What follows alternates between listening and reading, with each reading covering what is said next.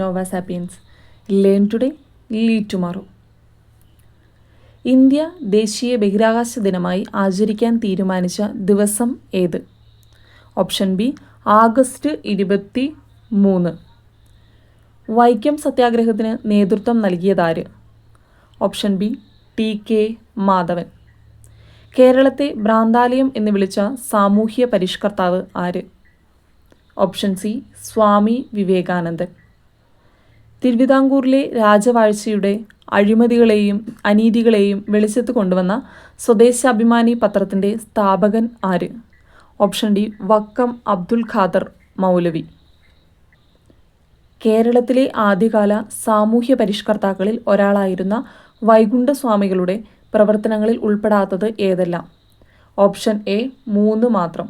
മനുഷ്യത്വമാണ് മനുഷ്യൻ്റെ ജാതി എന്ന് പ്രഖ്യാപിച്ചു. ഉപദ്വീപീയ നദികളിൽ വെച്ച് ഏറ്റവും നീളം കൂടിയ നദി ഏത്? Option D Godavari. പടിഞ്ഞാറൻ തീരസമതലവുമായി ബന്ധമില്ലാത്ത പ്രസ്താവനകൾ ഏവ? Option B 2, 3.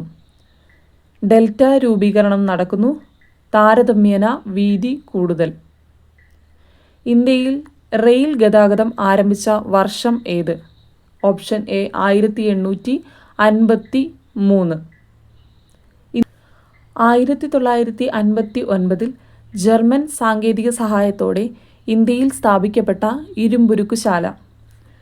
Option B Hindustan steel limited, Rourkela. കരിമ്പ് ഉൽപ്പാദനത്തിൽ 1-ാം സ്ഥാനത്തുള്ള ഇന്ത്യൻ സംസ്ഥാനം ഏത്? Option B Uttar Pradesh. കേരളത്തിൽ കൊല്ലം മുതൽ കോട്ടപ്പുറം വരെയുള്ള പശ്ചിമ തീര കനാൽ ഏത് ദേശീയ ജലപാതയിൽ ഉൾപ്പെടുന്നു? ഓപ്ഷൻ സി ദേശീയ ജലപാത 3. ഇന്ത്യയുമായി വടക്കു പടിഞ്ഞാറ് അതിർത്തി പങ്കിടുന്ന രാജ്യം ഏത്?